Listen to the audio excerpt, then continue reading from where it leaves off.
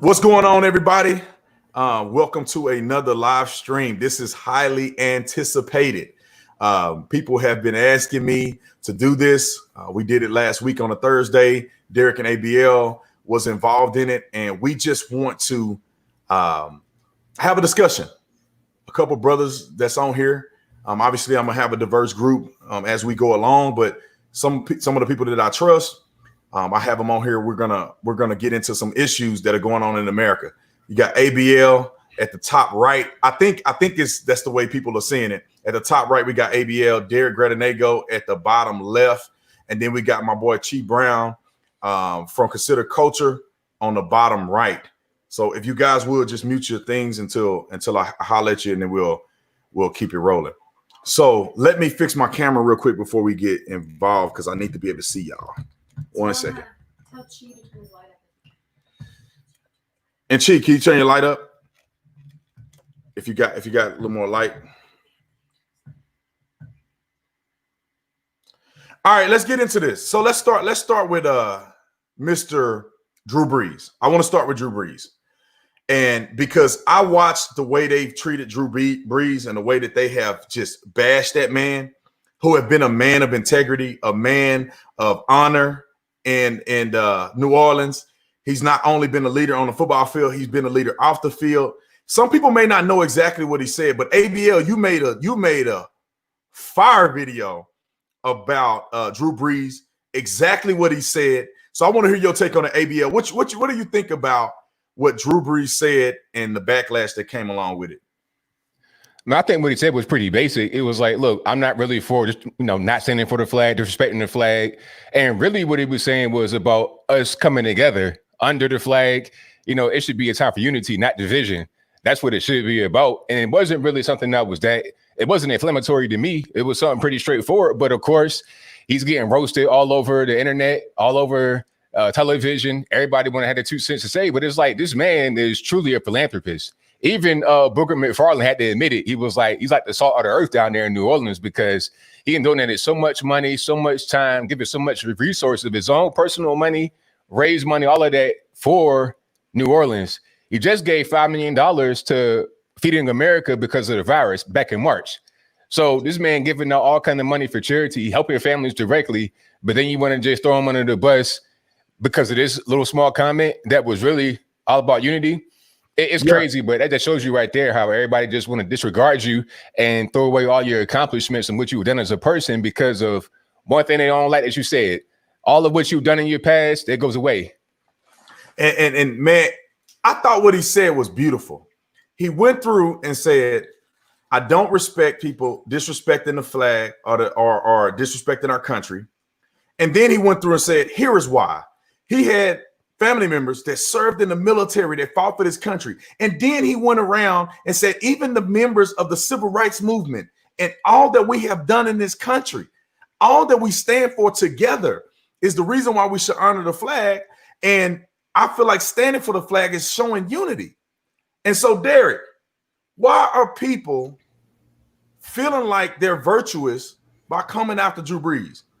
I mean, to be honest, I have absolutely no clue. All I can say is that we've reached the end of the twilight zone, brother. Like, I thought that it couldn't get any worse, but it's getting worse by the day. I'm sure we'll touch on some topics that are happening today, and they're all crazier and crazier to me, to the point of where I had to call a friend of ours, David Harris, and have a prayer with him because I'm like, yo, I'm lost at what I'm actually witnessing. There's a show called Undisputed that I like. I was actually on the show in the crowd during the Mayweather McGregor fight, and Skip and Shannon Sharp do this show. And I was appalled watching them today, or listening during my jog rather. Shannon actually piggybacking off of what you said. His words were, Drew Brees tried to say that the reason he could say this is because he had a family member or grandparents that were in the war. Well, guess what? There were black men in that war too. And I was like, do you not understand? You just made Drew Brees' point. You just made his point. But the way Shannon saw it, because he did not say that I had my white family alongside, because he didn't throw in the alongside black people that were there too, all of a sudden he had to get ripped up. And it's like, oh my, but I'm sitting here saying, okay, so you have brothers and sisters that died in the war, brothers and sisters that fought in the first war for this country. They fought in every war. My family members fought in the War of 1812, the Civil War, World War I, and they died for this flag. So I feel him. Now, on another note, I don't know anybody who's done more philanthropy wise. You talking about New Orleans? You talking about Katrina? You talking about standing? He was actually kneeling at certain points during the field. He was like, look, this is against my better judgment. I'm gonna kneel anyway, to try to do some camaraderie. And then out of nowhere, you don't give him a citation. I don't know what that's considered in Black culture, a Black citation or a Black warning. He gets boom to cancel again and again. I'm starting to ask people, who hasn't been canceled? I remember Martin got canceled because of Vietnam. Malcolm got canceled because he wanted to say there were white Muslims and Muslims of all colors. This leftist thought view, this leftist evil thought view that just cancels people who do good or say good, it's got to go. It's got to go. We've got to go to war with it, and we have to have a spine. In other words, we can't be spineless anymore. Chief Brown, what do you think the end result is in the NFL when it comes to this SJW stuff and it comes to kneeling for the national anthem? Do you think that at some point the NFL and some of these players are going to come to a reasonable conclusion, or will we forever see the debate or the argument between Black players and white players who don't follow and toe the line? I don't really follow the NFL, but I will say this. I think that Black people in America have tended to put an increased pressure on white people. And I think, like Derek was just saying, there is some amount of leftist culture that allows them to do so unobstructed. And I think what people need to do, white people, I've been telling a lot of white people this, is you need to actually, fire back. You can't just cower into a corner and allow people to continue to cancel you, because if that's the case, you're empowering people to do things that are just they're immoral in my estimation. So what do we do from here when it comes to being leaders of the community, right? All of us are leaders in the community. We are thought leaders. We are, I think, the intelligent group of brothers who can think for themselves, who understand the problems that are going on and understand solutions. So, and I'm gonna start with you, ABL. What can we do about what's going on with the riots, with the white shaming, with the Black victimhood? What can we do from the perspective of our platforms? You gotta speak out against it and be forceful when you do speak out against it, because what's happening right now is that there's not enough of that going on, so it just kind of persists.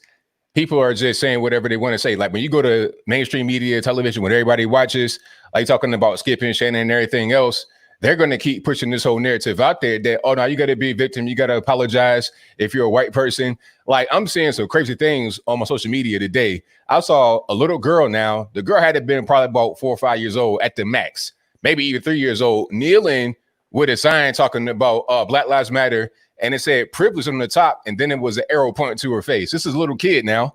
So we got to speak out against stuff like that, a child. So that kind of behavior, when it's taught to these kids at a young age, and nobody's ever given any kind of other thought process to that child or to their parents, they're going to grow up and then they're going to be out here, kneeling and groveling and teaching that to everybody else. It's like a virus and it spreads like that. So we got to speak out against it. We got to be forceful and not try to, ride the fence. Be forceful in what we say and say what we mean, for sure. Yeah, Bacon Ben, thanks so much for the super chat. Quick shout out. Derek, do you believe that there is a pervasive or a epidemic in America when it comes to racism against Black folks? Are we missing something? Are we just living in a bubble? Are there Black people who are legitimately getting racially profiled on a day-to-day basis? What is your thoughts on the Black experience in America?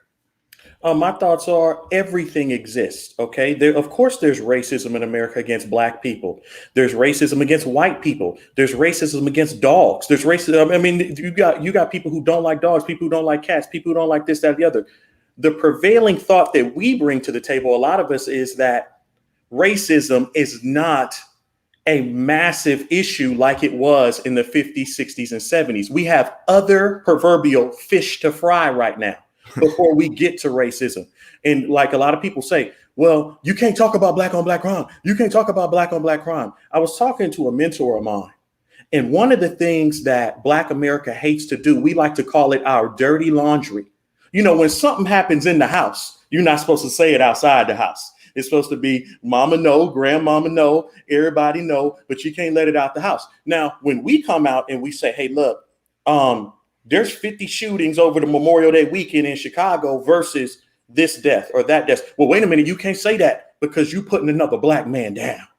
That's the leftist terminology to saying dirty laundry can't be cleaned. We have to stand up and say to ourselves, okay, yes, racism exists. I do see from time to time a crazy white person who might go off on a racist rant.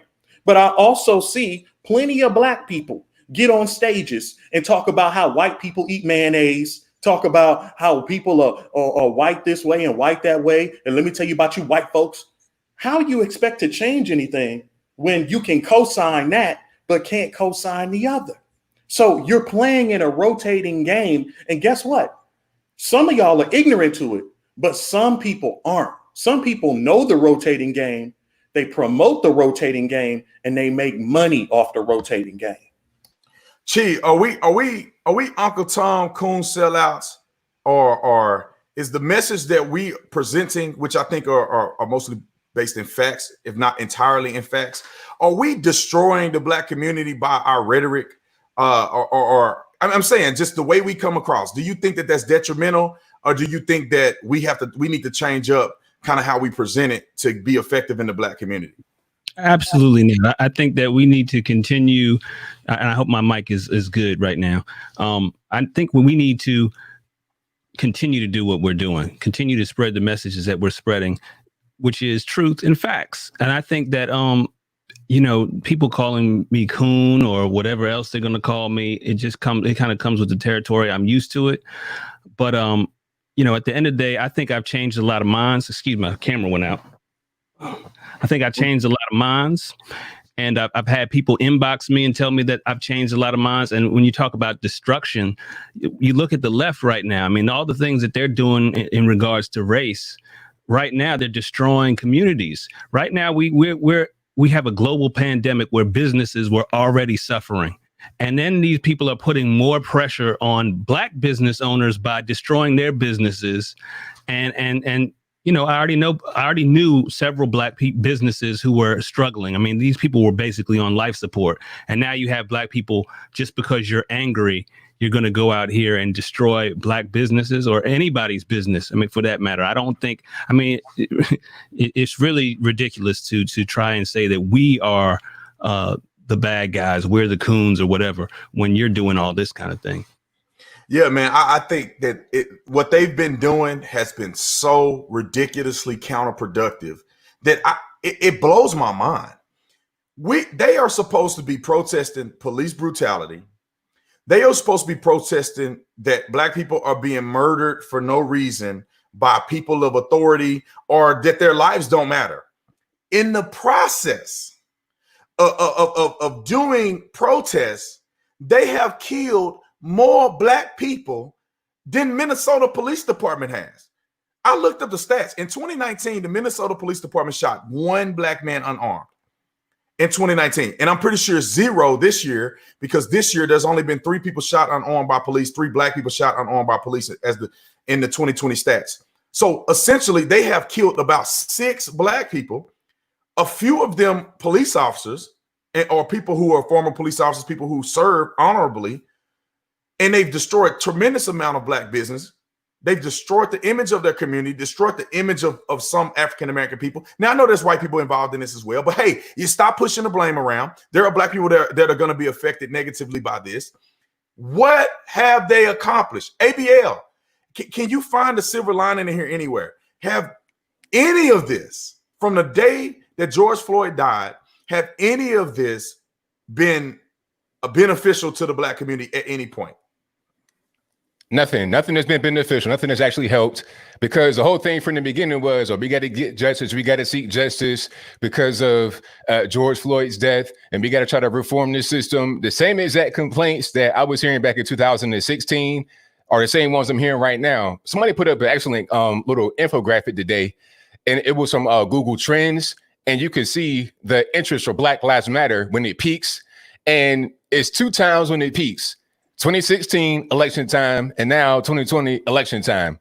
So they're just trying to get more notoriety on the election, maybe to try to, I don't know, vote for more Democrats or something like that. Maybe they've accomplished that. But as far as any kind of change in the community, any kind of real thing on the ground, they've not done anything. They're trying to help the Black community. They've not done that.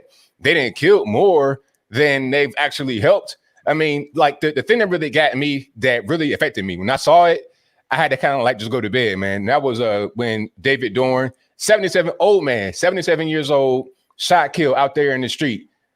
Nobody's rendering him aid. It was filmed on Facebook Live. I never thought I'd live to see a day when I see something like that, like actually happen. You know, people that are elderly, they pass away. It's usually like they got their family and friends surrounding them. Never just in the street, shot over a flat screen TV. Okay, you got young girl, 22 years old, India Kelly out there in Davenport, Iowa. She was killed. Patrick Underwood over there in Oakland, California, killed for what? Senseless stuff, over nothing. Stray bullets, trying to get a flat screen. I've not seen anything actually accomplished. A lot of Black businesses, like my man said earlier, destroyed. People talking about, they got insurance, so what? Well, that's not really how this thing works. I mean, everybody has insurance. You get health insurance, but nobody wants to get shot. Okay, you got homeowners insurance. Nobody want to have their house get burned down. Okay, people spend years, blood, sweat, and tears trying to build a business. They put all their money into it, their last little bit of money, trying to eke out a living. And then just overnight, because somebody's upset or somebody wants to use George Floyd as an excuse, they want to come burn it down. Okay, and then people want to just give excuses and condone it.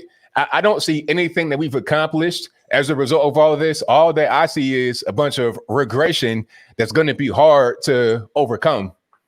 Yeah, Chi, let me jump to you real quick, man, because you were the one that I saw that did a pretty dynamic evaluation. I believe that was your video. They did an evaluation of every time there's an election season, you see an influx of the usage of police brutality and stuff like this. What's your thoughts on how this plays into election season?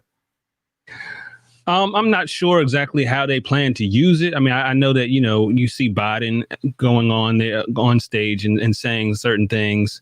I think that, when Hillary Clinton, I remember when Hillary Clinton, several years back when it happened, and I guess I can't remember whose death it was at the time. But I remember I was working. I work as a photographer, and I go to universities, and I actually covered some of the women of the movement, which is all the mothers of the guys who've been shot by police, basically.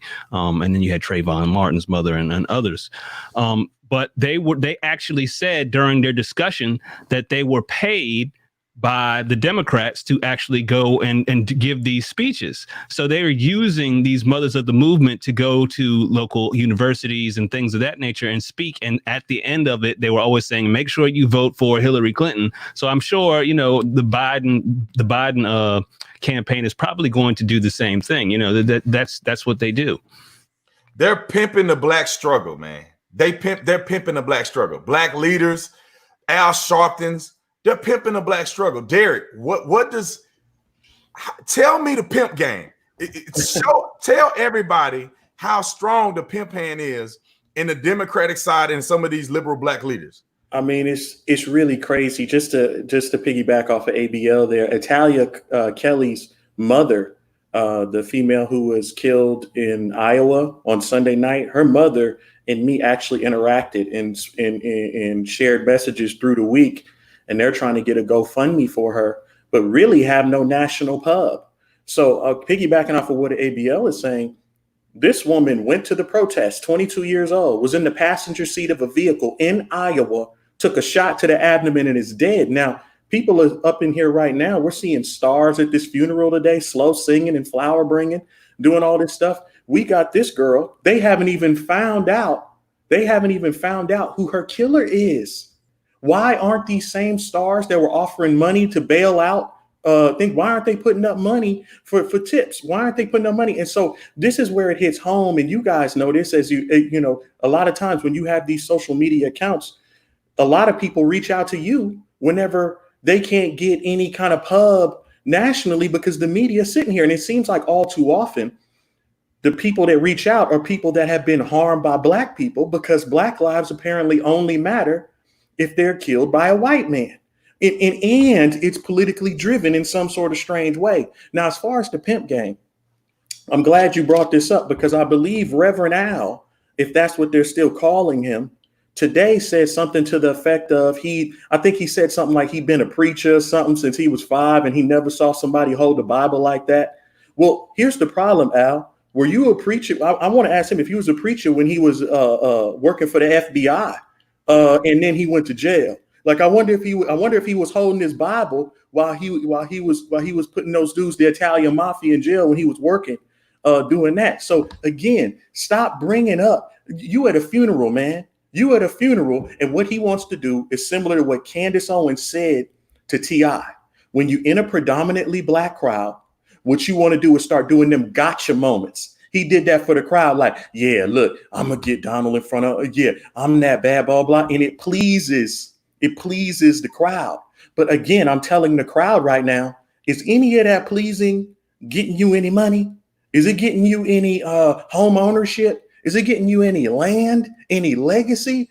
All it is hot air. You know what I mean? And it's a pimp game. We talked about it before, Brandon, last week, about how on the left, all I have to do is promise you something and you give me credit for the promise. Dang, man, if my life was like that, I'd be a billionaire. Like, they walk around, hey, man, I'm going to get you reparations. Look at my HR bill. I mean, the reparation, you're going to get $1 million. But the bill never hits anything, and they know it's not. But what do people do? Hey, man, at least they tried, man. At least they tried. That's not trying. That's game. Why don't you show me something that's tangible in my hands? I want to see something tangible. I don't want to talk about no roads, no schools, no nothing, bro. Because a lot of us don't even live on that street. And a lot of my kids don't go to school. I want to see something tangible right now because I'm starving in these streets. And that's what a lot of the right, who's been out here kicking in doors in DC, that's what we've been trying to provide with prison reform and the URC and opportunity zones, stuff that can happen now legitimately that you could see. And again, Brandon, I'm telling you, I told you this privately. I can only show so much. At a certain point, if you just want to go over here and dance with these people at a funeral, you got Hollywood stars that didn't even know this guy in having prime seating at his funeral. How they got prime seating at the funeral? What is going on? Is this a show or is this real? Yeah, and I want to add this, because I think a few people in this live stream have seen the character, at least the projection of the character of George Floyd. And I'm gonna say this: this is two different conversations. George Floyd getting killed by that police officer is a conversation that we've already had. Like, all of us have already had. It was wrong. The officer is getting prosecuted in the court of law. I think justice is being served in that capacity. But when you put up angel wings and you got murals of this man everywhere, and he's a martyr for the Black community, Candace Owens did a perfect job at explaining this. But when you look at the track record of him and probably 98% of the people that find themselves involved in these police interactions, they are heavily involved in misconduct and crime. I mean, this man been to jail off and on numerous times. Now, I'm not trying to judge people that go to jail. I know people have hard times in their lives. He was doing adult films. This guy was he robbed a woman at gunpoint, put a gun to her stomach, and assaulted her. That's not good character. And then he's caught at the time of this incident. He was having, I don't know, he was high on drugs, trying to buy something with fake money. He resisted arrest at some point during this interaction. And we can never keep it real for 30 seconds about what's going on. George Floyd wasn't a upstanding individual even at the time of his death. Does that mean he deserved to die? I don't think so. It has nothing to do with that. God is the only one that can determine if you deserve to die or not. That's not even our argument. But why can't we say both people can be wrong? Why can't we say, ABL, why can't we say that George Floyd, if we had to go back and look at it, we say, what could he have done differently? Why can't we critique what he could have done differently so that our young kids aren't out here thinking that they're going to get killed when they are upstanding citizens and not committing crimes? You know what? This is a bigger problem that extends far beyond George Floyd, far beyond just right now, 2020. It goes all the way back to, like, if you grow up in these black areas, low income areas, like, let's say you go to college, you go away to college, you go, like, I'm from Virginia. Let's say I went to, I don't know, Texas for college for 4 years. I come back. There's no real fanfare. There's no real party or nothing like that. It's like, hey, welcome back. Where you going to go to work? Where you going to live? It ain't really no big deal. But let's say I shoot somebody, almost kill them. I do 10 years in the penitentiary. When I come home, what is it? It's a party. Welcome home party. You know, I got all kind of stuff. I got clothes. I got money. I got everything laid out for me. It's a celebration when I come home from the penitentiary, but not so much when I come home from college. I think Candace said it. I forget what book she quoted, but she was saying that it's in the book already by another black conservative. We tend to elevate those that are the least of us, the bottom of the barrel, the lowest on the totem pole. We elevate them to a high rank. We put them on a pedestal, but whites don't do that. Jews don't do that. Asians, Hispanics, they don't do that. People that are like on the lower levels, you kind of just disown them. And the white folks, they got a name for them. They call them poor white trash. But our version of poor white trash, we elevate. It's the same thing that was going on with George Floyd. Now, like you said, as far as that being, why he died or why he deserved to die, that's a totally different thing. The point is not even that. The point is that people that are in the lowest level, we elevate to a high place. So then when you want to come out and tell the truth about him and say, hey, he put the gun to the lady's stomach while she was pregnant, beat her with the pistol, he was high on drugs, he was a fiend or whatever. Oh, no, you can't do that because we elevated this man. We don't want to talk about the reality of the situation. We put him on this whole martyrhood status. You can't speak about him like that. Now, if you want to do that for somebody like me or you or Candace or somebody else that's actually doing well, is actually successful, then it ain't no real big deal, right? Because they're cool Uncle Tom and everything else. It's okay with us, but with somebody like him, it's not. So that's a greater issue that we're dealing with in the community that goes far beyond George Floyd. And it's been, unfortunately, a problem for a very long time. I appreciate it, man. Let me get a couple of these super chats, especially the people who jumped in here. So everybody that's doing the super chatting, just let's try to reserve it for the end when we are all able to answer the questions, because we'll do a Q&A at the end. If you want to do super chats to support everybody on this live stream, and I said it last time, we all will share the support that you guys present on this live stream specifically. So let me answer just a few of them, just because some people have donated a good amount of money. So Sasha, thanks so much for the super chat, full support and love today. Prayers to everyone here and not here. I love your channel. Thank you, B. Let's see, what's my next brother? I don't even know how to say your name, but thanks for the $100 super chat. Split this between the four of you, and everyone have a beer on me. Man, we're gonna have some Patron on you if you with that kind of money. So let me, like I say, I have my wife screenshotting some of these super chats. We'll try to collect them at the end. But if you want to super chat anyway during the live stream, just go ahead and do it. Somebody gave Derek a shout out, said that, love you, Derek. Let me try to find that one because I thought that was cute. I don't know. He got his little fans in. It's a dude, so let me take that back. So Parker said, love you, Derek. I appreciate it. All right, so let's continue with the conversation. I just, in the bigger issue of the black community, and people get mad at me because they're like, you always talking about black people. But the thing is that I grew up black. I lived in the black community. I don't know what it's like to be anywhere else, and I don't know any other community. So then they get mad at white people for talking about black people. They say, well, you ain't black. You never been there. But then if a black man has been there and done that, they don't want you to talk about the black community either if it's not, uplifting somebody, I guess, that does not need to be uplifted. So, Derek, I have a question specifically for you, because you are a person that I believe, have that depth when it comes to culture And you always give a statement of social currency. And dude, I say that everywhere I go. I talk about social currency and I give you credit for it because you're the only person I've heard talk about that. Can you explain to people what does it mean economically for Black America? And what's the difference between financial currency and social currency?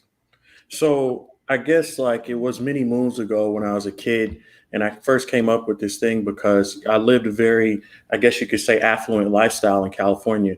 I grew up like 9 blocks away from the governor's mansion where Ronald Reagan was in the 80s. And I lived kind of, like I said, affluent lifestyle. But at 12, I had a tragedy in my life and moved away and lost everything. So I got to experience both sides, dabbling with the Black community in extreme wealth and dabbling with the Black community in kind of impoverished conditions. And one thing I saw that rang true across the board was that Black Americans were in love with social currency instead of actual currency, which means we cared more about shine, likes, cars, gold chains, clout, and other people, whites particularly, and Asians cared about land ownership, legacy, health, wealth, generational wealth.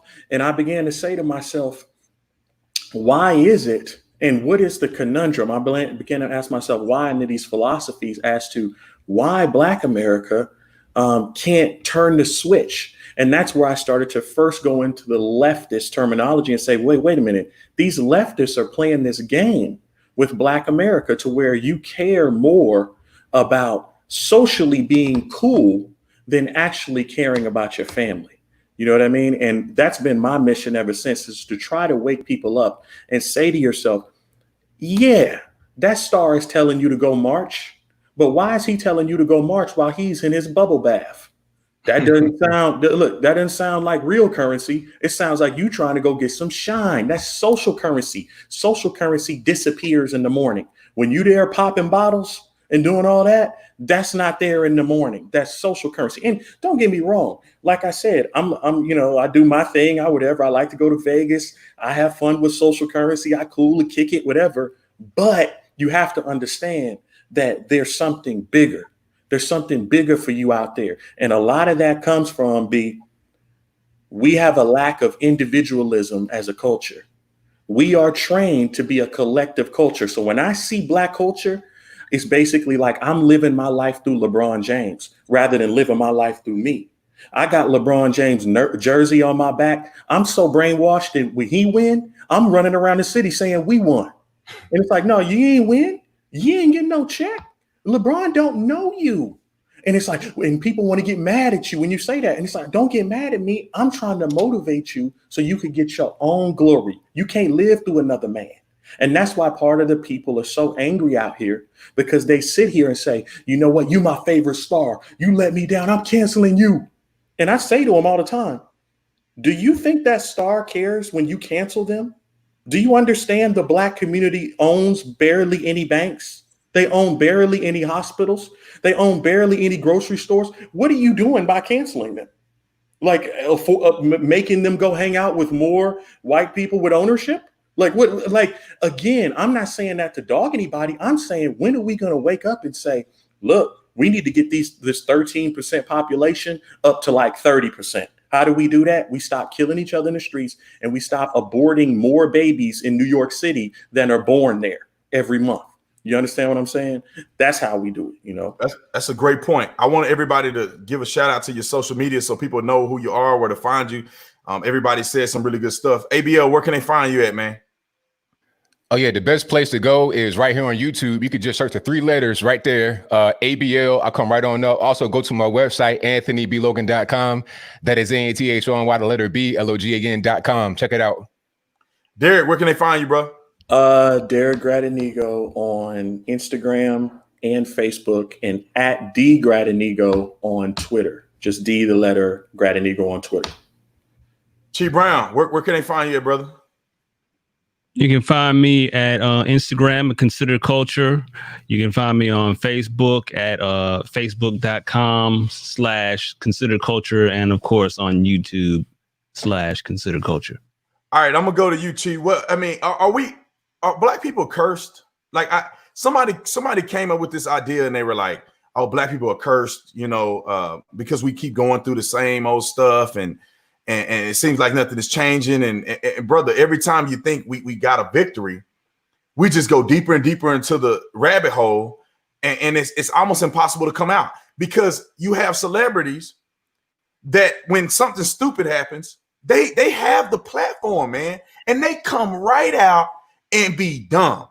They come right out and bash Drew Brees. They come right out and be SJWs, $1 million mansions. They living on a high horse. They have more wealth than probably half of the black people in the world, just one or two of them, and they're coming out and they can't get it right. Do you think that black people are cursed? What do you think is going on with the community and why it's responding the way it has? No, I think that plenty of us are doing absolutely great. I think that there is, unfortunately, some policies in the background that keep us, a lot of us don't have fathers. We didn't come up with fathers. I think that's a big issue. When you have a loss of fathers, what happens is you have a whole community that, okay, so I may have my father, but if I live in a community where there's no fathers, and I'm still living under that culture of a single parent household. And I think that first and foremost causes a lot of the problems. But I think there's also an inferiority complex in a lot of people. And we think we're black first before we're an individual. So when you're thinking at black and you're thinking, okay, all these other people around me are doing poorly. Even if I make, 6 figures, I know most of the voices that you hear are people who are successful. They're the loudest voices, and they're speaking for these people who are at the bottom. They're the ones who speak. I think they're embarrassed by those people at the bottom because they put themselves black first, because these are black people. These are my people. And everybody sees that black people are doing, the worst in America. Well, that hurts me. So I have to have a reason for them doing so poorly because it affects me because they're black. You understand what I'm saying? So there's just this. I feel like it's an inferiority complex. When people talk about white supremacy, I think that actually some people actually believe that whites are superior, and these are black people who think this. Unfortunately, it's a really interesting concept to think about when you just think about how people are psychologically processing these things. Yeah, man, my wife talk about this all the time. It's all the time. It's almost like it's projection. So if a black person feels that, I'm not as good as a white person because they brainwash you when you're young. It's not even just your parents. It's like culture and your peers brainwash you when you're young through entertainment and all of the such to say there's this thing called white privilege. So if you are in your mind, and I was talking to the lady at the doctor's office the other day, if in your mind as a black person, you say there's white privilege. When you see a white person, you automatically assume that they have a privilege over you and that they're going to be treated better than you. And they're either more successful or they have things that are better than yours. That creates a perpetual envy in your heart against them. And if white people believe they have white privilege, then they are subconsciously believing that black people are inferior. So they believe that, oh, you're ignorant. Oh, you only grew up in the inner city. You don't have a good education. You don't have a daddy at home. They have all of these complexes in their mind because that's the only thing that can, I guess, verify their privilege. Because if a black person and a white person are equal, then where's the privilege? When a black person graduates from Harvard and a white person graduates from a school that's lesser than, they have no argument. So then they have to project and assume that, okay, since I can't argue this one-to-one point, I have to say is systemic. So I'm going to go to you, ABL. Do you think that there's a legitimate, I think I'm asking rhetorical questions because I think we all know. What is your thoughts on systemic racism in America? Do you think that is some truth to it, or do you think it's completely a lie? What's your thoughts? Well, I don't see any evidence for that to be true. Because anytime I hear that, I'm like, okay, can you give me some evidence? Can you provide a law that says, black or white, like provide a law? And then I was born in a place called Rand, West Virginia, one of the poorest places in the United States. All right. You go up there to West Virginia, 95% white. I've seen some real poverty. Like when you go to some of these inner cities, the poverty is actually not really poor. Not like some of these, small rural towns where no running water, no electricity, people still hunting for food, canning for food in the winter, that kind of real poverty. A lot of white folks now. So when you go up there, people are basically starving, don't have any money, and they're white 95%. I'm like, where's the white privilege? Why didn't it come up here? Why is it only in certain little pockets of the country where there's a lot of money at? And then when they say, the white wealth is more than the black wealth, well, what are we talking about? Are we including Jeff Bezos, Bill Gates? Are we including like the top 1% in that? Because I'm out here every day where I live at now in Tennessee. I'm seeing white folks dumpster diving. Okay, right when the virus hit, people they come up to you in the gas station. Can I get some change? Can I get $1? They diving in the dumpster, try to get a little scrap of food. One dude tried to sell me some bicycles he was walking with. I don't really see it. I'm doing much better than they are, so I don't see it. But I think what you were saying is right. It's psychological. When you're told over and over again that white people are superior, white people have more money, all this and that and the third, you believe it. And then if you believe that, you put yourself at a lower position. So you automatically think you can't get higher than a white person. You can't do better than a white person. It's self-defeating. So you never really try to go to the next level. And then when somebody says, hey, why aren't you doing this? Why aren't you doing that? You say, well, what's the point?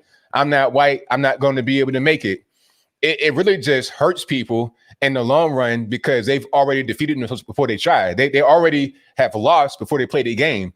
So, yeah, I don't see any evidence for this systemic racism or white supremacy. Now, if somebody were to say, hey, ABO, here's some evidence right in front of you. It's in black and white. It's law. Okay, then you got me. But until then, I'm gonna stand on what I say. Ain't no evidence for that. Right, man. It's there's none. There's none. And then if they find a white person who say, I'm not racist, I don't even know anybody that's racist, then they go, no. You have implicit bias. That means that subconsciously you're biased and you don't even know it. And your actions, although may not that are not intentionally against black people, they're against black people anyway. And that concept is what I hear time and time again. Every black person that I meet, nearly every black person that I meet, except if I went to the hood and dudes smoking crack or whatever. But most black people that I meet, they cannot point to racism. They cannot point to discrimination. They don't have any evidence. They don't have any, and then they lie about it. So some of them will lie and say, oh, the cops pulled me over for no reason. Really? Is it just that you don't like the reason, or was it no reason? And then the ones that blatantly know that there's nothing that's happening, they go, oh, it's the other guy down the street. It's systematic. It's other black people that are affected. It's never the person that I'm talking to, ever. I've never seen it. Derek, when we look at police brutality in America, what are your thoughts? Is police brutality in America a real thing? Is there some brutality, no brutality? Is it an epidemic, or are people making this up? What's your thoughts on police brutality, Derek? I think police brutality is something like everything. Again, your mic is messing up. Is it on now? It's messed up. I'll come back to you, man. Is it on now? It's still messed up. It's static. It's like a bunch of static in it. Okay. It's a bunch of static. I'll come back to you, Derek. Right. Let's see, Chi. I'm gonna ask you that same question, man. Based on your experience and some of the things that you've seen, some of the things that you reported on, what do you think that this police brutality thing has some legs to it, or do you think it's kind of like the systematic or systemic oppression? It's kind of something that's been fabricated and created. What's your thoughts, man? I think that there is some amount of police brutality because police are just human beings. There's some good people and there's some bad people. So I don't want to say that there is no police brutality. I just don't think that the cases that they've been putting in front of us are that all the time. I think a lot of times what happens is, I think it's because it's happening before election time. We go back to that point, but I think that they're picking and choosing which ones kind of check which boxes. Okay, it checks this box. He's black and the cop is white. Then they put it in front of our face and then make us, tear down neighborhoods after so much. So I think there probably is police brutality, but I just don't think what we're seeing is that. And again, I don't think the police that we're seeing, I said this in my last video, but I don't think any of the previous cases in the last probably 10 years have been really, nobody's proven that these police officers have been racist, but that's the narrative over all these times. And I'm trying to figure out, we need a standard. I believe that we need a standard to kind of come up with that to determine whether an instance is racist.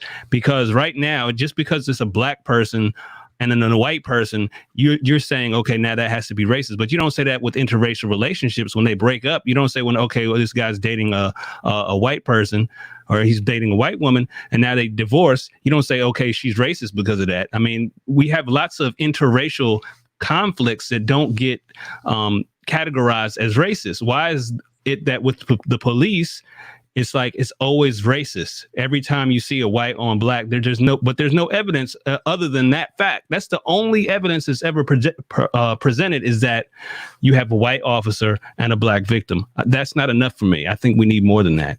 Yeah, I agree with you 1,000%, man. I'll tell you this. Let me read a super chat real quick. My wife just showed it to me. She said it's a good one. So since she said it's a good one, I'm gonna read it. I said, Brooke Jones, let me get your super chat in there. And like I said, you guys, if you're super chatting, I'm gonna try to screenshot them and save them to the end so that we don't interrupt the conversation. Because some people complained about it last time, and I want to make sure that we get it squared away. Brooks Jones, I'm a Christian content creator, and I have my own business. I see many other Christians posting from the BLM lies. How do I come out to my followers as conservative with the legitimate fear of being canceled? Thanks. I think we could jump into this. Let's jump into this. Let's change tempo to this Christian perspective. And I know ABL, you may not identify as a Christian, but you are aware of what we're talking about and the things that are going on. So I have seen a tremendous amount of pastors who are coming out and they're being racially biased against whites in the spirit of Black awakening or whatever. Even some white pastors are coming out and saying, I acknowledge my white privilege. And they're putting squares on their Instagram, posting all of these things. So what advice, ABL, would you give a person who, in general, who's a Christian and they're trying to come out as a conservative to maybe a hostile environment? It's going to be rough, man, because it depends on your audience, really. Because if they are open-minded, then you might have an easier time coming about it. But if they're not really open-minded, if they will curse Trump in the church, you're going to have a hard time. I want to stick to the facts, really. To stick to the facts, talk about some of the things that should concern Christians, like the abortion, the abortion rate, why Planned Parenthood exists. Speak about some of the things that will affect them in their faith. And it's like, okay, well, look, Democratic Party are for X, Y, and Z, or liberals are for X, Y, and Z. Matter of fact, they want to lobby to do more of this particular thing. They want to lobby to kill more babies, black, white, whatever. So, attack it from that particular angle, not so much from anything that's just how you feel, but just straight to the facts that's going to conflict with their faith. Now, if you can't get them that way, if the abortion doesn't really get them, then you're not going to be able to get them. Some people are going to be closed off. If you get older adults, it's hard to really convince them anything. Otherwise, they're going to be upset. They don't really care. They could be in church every Sunday, but if they have in their mind that they hate Trump and Orange Man bad, you're not really going to be able to change them. But if they're open-minded and they really are, real about their faith, then you could make some kind of inroads there. But if not, just move on. Yeah, let me add this real quick. You got to be bold, right? Especially if you're a Christian. Look at the Christian foundation of faith. It's Jesus Christ. So Jesus Christ, I don't think he was being politically correct at all. I mean, he went so far to where he got killed over the things that he was saying, and people actually walked away from him when he began to speak the truth. So you have to understand in this battle as a Christian and a content creator is that, are you willing to sacrifice the publicity or sacrifice followers to promote the message of truth? Jesus was, and I think we should be. Now, I'll say this. I personally believe when you stand up for what's right, God will reward you. There's been plenty of controversial things that I have said. There's been controversial stances that I have taken, and God has just elevated me when I took a stance for the right thing. Derek, what do you think, man? I know that you're a Christian guy. Can you hear me now? You sound great, man. Okay, good. Okay, so look, piggybacking off you and ABL, here's the truth, and it's the ugly truth. Again, we got to get off the collective and get on the individual. If we're out here claiming that we are Christian, you got to be ready to put on that cross. It's just that simple. At the end of the day, they persecuted Jesus. They persecuted Martin. They persecuted Malcolm. They persecuted Paul. They persecuted Peter. The list is on and on and on. But the reality is, for you, once you get that individual strength, you're no longer worried about the Tom, Dick, and Harrys and getting canceled and all this other stuff. Let me tell you somebody who's really canceled. His name was Galileo. The Pope put him on house arrest for saying the earth was round. And then the Catholic Church decided to apologize like 400 or 500 years later. Like, you can imagine, he probably didn't get the message. But at the end of the day, he's on the right side of history. So we have to ask ourselves right now, do you want to be just somebody who Kevin Hart says, wow, you're cool and blah, blah, blah. But when you die and when your grandkids show up, you just another person who went along with it, and your grandkids are learning, and they're like, man, look at all these sheep or whatever. Or do you want to be the person that believes what they believe, sticks to their truth, and then lives on the right side of history? Because that's what Jesus did. That's what all his apostles did. That's what Stephen did. Now, true enough, I know what you're going to say. A lot of those people didn't make it through to see what happened at the end. But what you have to also understand is it's also our job to learn from them. So some of the stuff Martin did, I may take what he did and mix it up a little bit. So, I may not do that, or I may go with Malcolm, but I may not show up at the Audubon ballroom that night. Like, I may do something different, but I have to stick to what's going to be good for me and my legacy. You know what I'm saying? When I met all these brothers, that's what I said. I said, look, all these brothers here are not worried about the flock and this and that. Again, I'm going to tell you again, I like to party and be cool and hang out, go to Vegas, all this other stuff. But the truth is, how are you going to be remembered? You, not the collective, you, because trust me, the collective don't care about you. Because like we showed with Drew Brees earlier, you could do everything for the collective. The moment one of them says they're going to cancel you, oh, you're going to be crying and singing and mad and angry. So you have to do what's best for you, y'all, period. Yeah, I like that. So what we're going to do, Chi, if you want to do a quick comment on this, after Chi, you make your comments about this, we're going to open it up for a little bit of Q&A. I want to give people an opportunity to ask questions. We're going to try to answer as many super chats as we can. Maybe I'll get my wife involved so she can pull it up on the screen. Maybe I can show her how to do it. To just pop up the question on the screen as they come in. We'll see. But Chi, give your take on this, and then we're gonna do super chat Q&A. I'll try to get people in the comment section, but y'all gotta just keep it 100. Somebody giving $50 for a question, I'm gonna answer that question first. Okay, so that's only fair. But Chi, go ahead and give your take on that if you'd like. Yeah, I'm going to be real quick. I just think that people need to live up to a moral standard more so than a societal standard. I think that a lot of people follow society instead of following, the teachings that are in scripture. And there's a lot of evidence of this. That people are more concerned with social issues than they are with biblical issues. And I'm not even a Christian, but I went to Christian school, and I'm fairly well versed in biblical stuff. But it just seems like that people are more willing to follow in social norms than they are in the biblical. And I think as this person's question was, how do they come out? And as a conservative, I think that you have to have courage. I think that Jesus showed that courage is important, and that you just need to follow that model if that's who you are. Awesome, man. I appreciate it. Let me give a couple shout outs. Dallas Dog, thank you for the $50 super chat. Let's see. Delacia, I think that's how you say it. Thank you for the super chat. I think I may have already give you a shout out, but I'm just going through some of the people that have given $50 on the super chat. Let's see. James, thanks so much for the super chat. First off, bear down for all you Arizona Wildcats out there. Bear down, Arizona, class of 09. I was a class of 2009 as well, so we may have graduated the same day. Actually, he said he actually met you with friends on team. always two questions in the chat. What role, if any, do unions play in keeping problematic officers on the force and are making it difficult for other precincts to know not to hire? So I'll answer this because obviously I was on the police department. I was a part of a union on the police department. I paid my dues every month. It came out of every check, to be honest. But I don't think that, let me say this. I don't think that unions are necessarily problematic when it comes to police officers. I don't view it that way. That's almost like saying defense attorneys are problematic to the world. Like, if you have a right to be defended, no matter what you do, you have a right to be defended, and you have a right for somebody to counsel you on your rights. And so the union typically takes that position. So even if you do something wrong, they can at least tell you what your rights are in your wrong, if that makes any sense. Like, even when you commit a crime in the court of law, and your defense attorney will be able to defend you and make sure that the law is applied to you properly.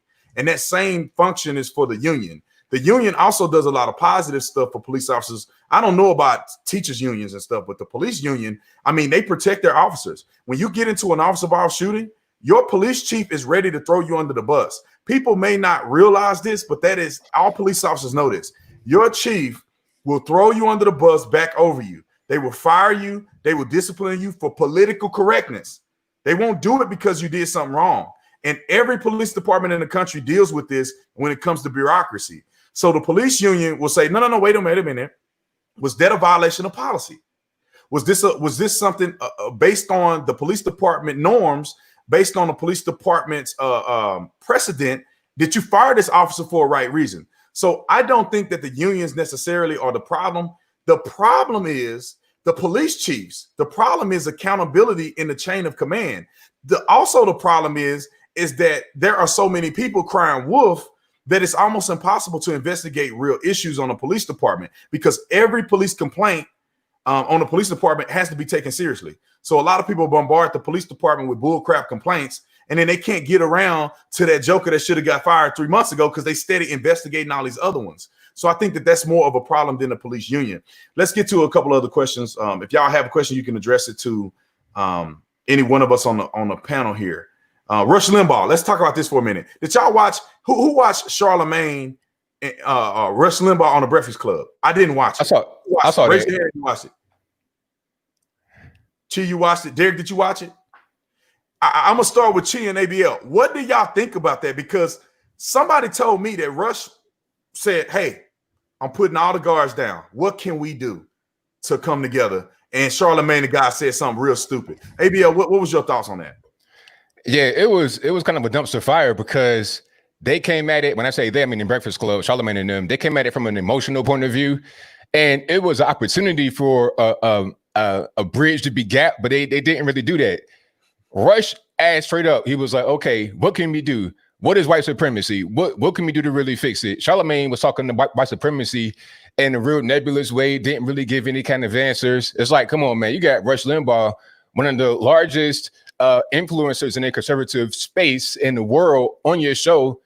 You got the prime opportunity to tell them what's going on and what you want and what your grievances are, but you didn't really do it. It was just a bunch of emotion. Envy, same thing, a lot of emotion. Angela Yee was okay, didn't really have that much emotion, but it was kind of a squander opportunity. They could have just had some reasonable back and forth discussion. It wasn't too much of that. And it was really crazy because you got Rush right there. And they were kind of like ganging up on him a little bit. And you know, Rush can't hear, so he has to get stuff transcribed for him. So when they're talking all three at once, he can't hear what's going on. It was really not very, it wasn't really handled very well from the Breakfast Club point of view. Maybe they could have him back and they could do it better, or have somebody else on and then learn from what they did from the first time. But it wasn't really a good interview, in my humble opinion. It was okay. I applaud them from having them on there, but they could have done much better. Yeah. Chi, what you think, man? Well, I always ask this question. I'm trying to figure out why there's so many black people who get angry when you're trying to disprove racism. You know what I'm saying? I get a lot of pushback. It seems like Rush got some pushback. When you're saying, okay, well, that particular instance is not racism, I feel like, you know, in the 60s, 50s, black people would have been happy to hear that something's not racism. I'm trying to figure out the psychology of black people today who get angry when you're trying to disprove, and you can logically disprove that something is racist. And rather than being like, I'm glad, I'm glad this isn't a racist case. That makes me feel good that this wasn't racism. Thank you for telling me that. No, instead they're like angry that it's not racism. I think there is a certain segment of America who feels like they need racism for some reason. I think there's again, it deals with this psychological that okay, if we're on the bottom, we have to have a reason for that. We can't be on the bottom for any other reason. So it has to be racism. It can't be any of our actions. Again, it's the personal responsibility thing. So I watched it. I wasn't impressed with it at all.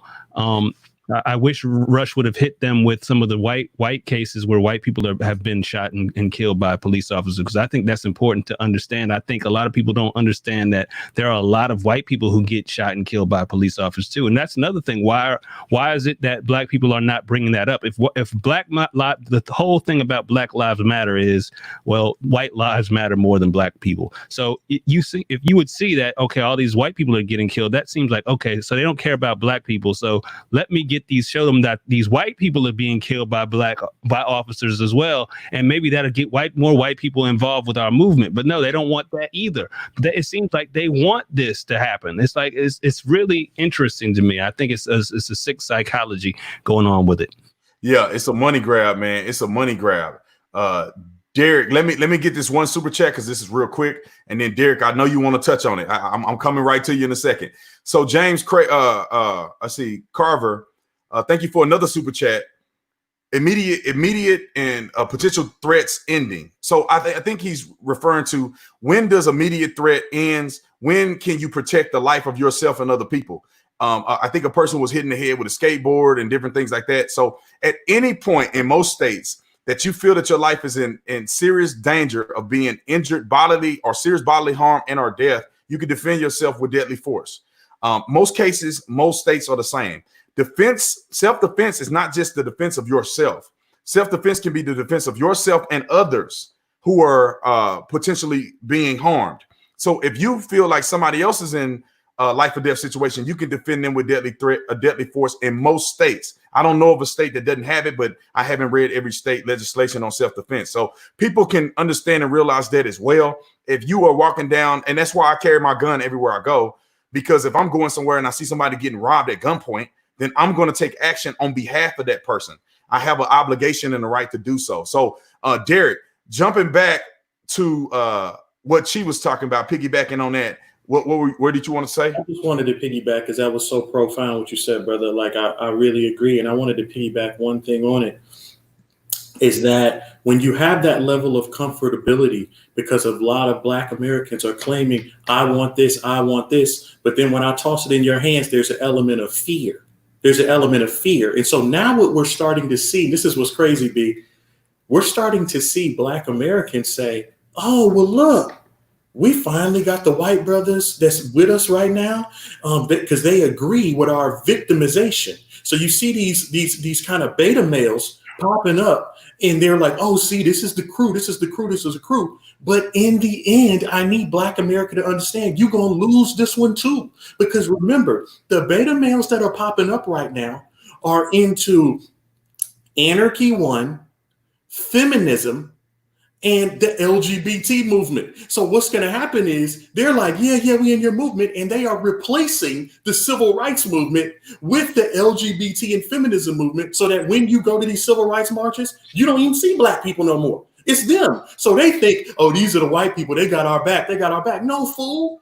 They up in here claiming the work you've been putting in for 200 years. And they about to steal your whole movement. And they've been working on it since Obama came in and allowed them to do it. So right now, if you notice, look at all the people you see that are white that are jumping in. All these dudes with masks and the little kind of super bad dudes, with the little mask, whatever. You don't see no alpha males in this crowd. You see a bunch of dudes who's either anarchists, you know what I'm saying? They V for Vendetta anarchists, or they feminists, or they with the LGBT. And so Black America has to not continue to catch the okie doke, man. It's like one of those things where you like, yeah, bro, I'm really winning. I'm winning. And then at the end, you left looking crazy again. It's like, are we the only ones that can sit here and see the pimp game? Come on, man. Yeah, I agree with you 1,000%. Let me get to some of the super chat. Roughneck Romeo, thanks so much for the super chat. He says, I gotta say to you guys, let me see. I gotta say thank you guys for some hope. I fight so hard as a white man raising a black son, as a child of God first, a man second. Then if he wants to be black, cool.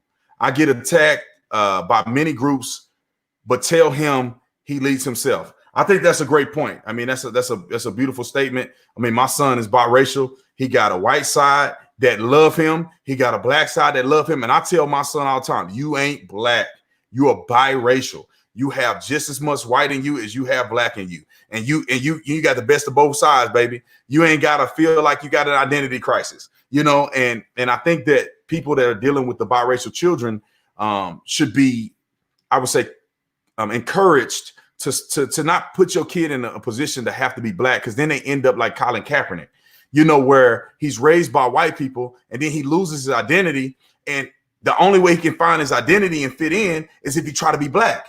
And Derek, you hit the nail on the head last night when we were live, is that these people want to find their identity, but then they overdo it. They like overcompensate. You know how people say, you know, when you're short and you overcompensate, so you get a big truck. It's kind of like black people that wasn't raised in the black community, but they want to identify with blackness. They overcompensate and try to be extra black. See, I grew up in the hood. I grew up around all black people. I don't want to live in the hood no more. I don't want nothing to do with the hood. I don't want to fear for my life. I mean, I'm not saying that the people, I'm saying that the whole structure of the hood, and I'm talking about the worst hoods. I'm not talking about somebody living in a black neighborhood with a few dudes breaking into cars every now and again. I'm talking about people who are hardcore in a gang where you can't walk down this street and this street with the same clothes on. People that run up on you at the convenience store because they, you know, high on some drugs, or they think you somebody that they knew, you know, doing drive-bys on people's houses. I mean, I had a family member that was dating a man. They got into a fight because it was always domestic violence between the two of them. Her older sons beat the guy up. He came back and did a drive-by shooting on the house. So, you know, I don't want to be a part of that environment anymore, but I do love the people. And I want to wake the people up and get them to think in different ways. I want to inspire them to do better. But the environment, all these people lying, talking about they in the hood every day. You ain't, bro. Just like these rappers. Oh, I'm gangster. I'm thugging. Well, the real thugs are in prison right now doing 25 to life. Y'all fake gangsters, huh? Or dead. Or dead. I mean, my stepdad, I'm going to keep it 100. My stepdad was a big time gangbanger. He knew Snoop Dogg before Snoop Dogg knew himself. He was big in the drug gang. He was a very, you know, popular dude, but he started using drugs. He started using heroin, and he was selling it and using it. Then he overdosed and died on it. So at the end of all this gangster stuff, you know, you're going to either be in jail or in hell. That's what my granny used to say. You're going to go to jail or you're going to go to hell. Let me get a couple of these super chats. I want to jump on a few of these because I want to show people respect. Vinny, thanks so much for the super chat. For how far all mankind has come, competing with each other over petty differences. Could you imagine if we all started working together for the betterment of mankind? I agree with you 1,000%. I mean, we just in a rat race for no reason.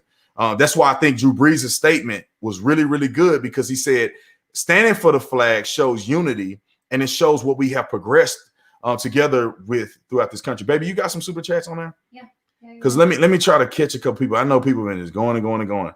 Can y'all write short super chats? I mean, y'all write a whole thing. I can't even read all of it. Let's see. I got Daniel. John, thanks so much for the super chat. Michael, thanks so much for the super chat. Swipe that way. Let me swipe. Okay, I'm gonna do some swiping on here. Baby, is that which way do I swipe? This way. This way? Okay. Okay, we'll start with Kelly. Kelly, thanks so much for the super chat. Said thank you guys.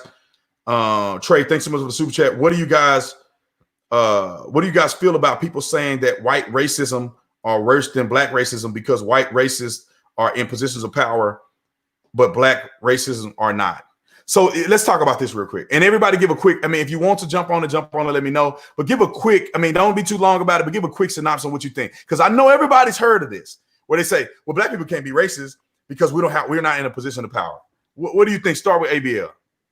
Yeah, that's silly because look up the word. It don't say nothing about power or anything like that. It's one race, not like another race. That's it. It ain't nothing to do with power. So that's a made up definition, number one. And number two, I mean, it doesn't really make a difference. If somebody's black, they hate somebody white and they kill them.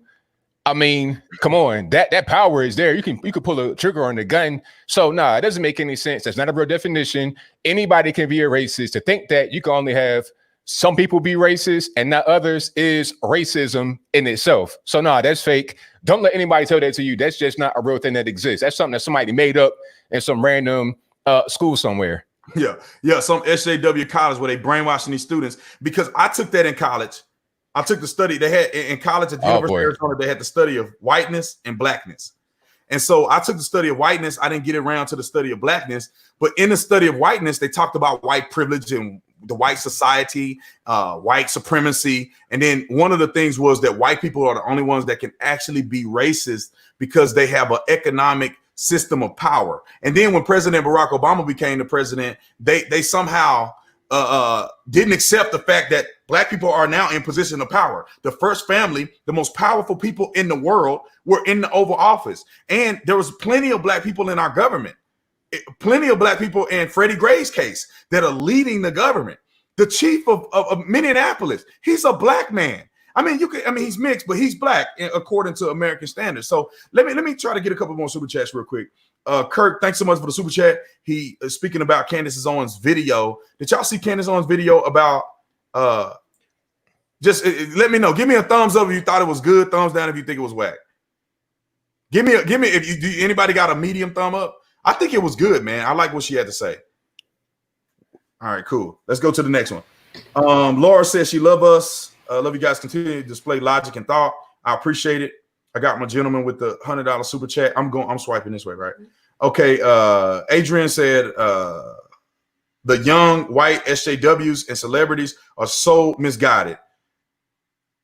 Where do we start with all of this destruction that they are creating? They are literally no way of reasoning with them. So let's say this real quick. What do you guys think real quick? And I'm gonna go to Derek. I'm just gonna do a question a person so we can get through it real quick. Derek, what do you think about these white people and their position? I'm talking about these racist, weenie, just whiny, pink, purple hair, crying all the time about stupid stuff, talking about they have white privilege. What do you think their role is in this, and how do we combat that? I mean, I think you have a different varying of people. I mean, you have the apologists who feel like they've had too much in life, and you probably have some people who have mental illness that go along the same lines of people who like, BDSM culture, like they like to be beat by people in some sort of strange sexual fashion. It's the same thing, because I've seen white people put their kids in chains. I posted about it. They put them and they call it like, atonement for the sins. Now, to me, they should be arrested and prosecuted as child abuse. You've got kids wearing like wooden things, walking around saying this is good. And, this week we've seen people very appalled at the video surfacing of the white people kissing people's feet and all that stuff, where they have the brothers doing. I mean, to me, like I said, when you say what is their role, my thought is they are the Judas to Jesus. They're only here to cause confusion. They're only here to cause confusion because in any way, shape, or form, when the president in my mind says we are going to make America great again, I also look at that as 10 statements. One of those statements is we are going to make America men again. That means males are going to have to be males. And you can't be a male, beta in out, acting like that in front of your kid or teaching your kid this type of philosophy. We talking about, brother dyeing hair red and being feminine and wearing halter tops, all this stuff. We as men, we don't have to, hate those people or whatever, but it's got to a point in our culture where we can't even be proud to be men. And we are standing up now and saying, you know what, you want to do that. You want to do that with your whatever? I don't approve it, brother. I still love you. I don't approve it. But guess what? I'm about to put a light on being a man again. We're going to put a light on what it's like for these women to look at alpha men. We're going to put a light on for what it's like for these women to have real men around. rather than soft men. You know what I mean? So to me, I believe their role, again, is just here to cause confusion. You know what I mean? And it's your job to navigate through them. It's like a lot of time, us with trolls. It's like, look, man, I don't really have time to deal with you because there's no end game. Like, what do I win by beating you with the purple hair and you over here acting crazy? So I'm just going to navigate past you because you're really not even part of the real battle. Yeah, I agree with you 1,000%. My brother, I guess his super chat got cut off. He was talking about David Dorn. Does his life matter? I thought it was very interesting that Black Lives Matter page didn't even have a picture of none of these black people that have been murdered in these riots. They didn't have a single picture, a mural, or nothing. They didn't have a statement, nothing. They didn't say nothing about these people that got killed. Let me continue. Dallas Dog, I think I said this. I said that one, this one. Nothing but love. Thank you so much. I appreciate the love. All right. I think there's a couple people here. I think I've gotten a lot of people. Raise white kid. Okay. Let me get to some of the super chats that are on here that are live. It was a couple good questions in here. So bear with me, ladies and gentlemen. But while we do this, while I look up these questions, everybody give your social media again. Start with ABL. Tell everybody where they can find you. And everybody, make sure you hit the like button, hit the like button on this video. Go ahead, ABL. Where can they find you, brother? The best place to go right here on YouTube. Search the 3 letters right here, ABL. I come right on up. Also go to my website, anthonyblogan.com. That is ANTHONY, the letter B, LOGAN. I'm everywhere. I'm on Facebook, Twitter, Instagram, and of course, YouTube. Find me everywhere. All right. Derek. Yeah, Derek Gradinigo, as you see on the screen, it's on Facebook and Instagram, exactly the same, Derek Gradinigo. And then on Twitter, it's just the D. So it's at D Gradinigo. So there you go. For sure. Chi, where you got? Yeah, I'm at facebook.com/consider culture, youtube.com/consider culture. Then I'm on Twitter at consider culture and Instagram, consider_culture, I believe. All right, Chi, I want you to talk on this, man. It says, somebody said, what the heck do people expect to stop? How the heck do people expect to stop racism when racism is a belief? I don't know if some random person is racist, just don't hurt others because of your beliefs. So this is a concept that I heard a lot of people talk about, and I think it's legitimate. I don't know if people have a right to tell you if you can be racist or not, like internally. Like, you have a right to not like people, and you have a right to not like people because of the color of their skin. You just can't act on it. What do you think about that, Chi? Do you think that's off, or you think people shouldn't be able to think that other people are whack because of their race?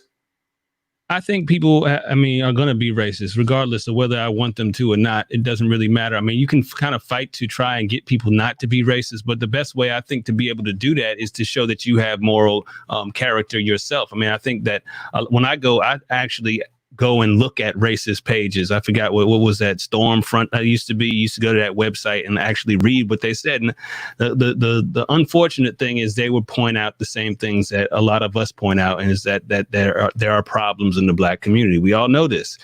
So we need to stop giving them fuel for their fire. You know what I'm saying? I think that a lot of these racists look at some of our problems and they see it as a problem for America, which unfortunately it is.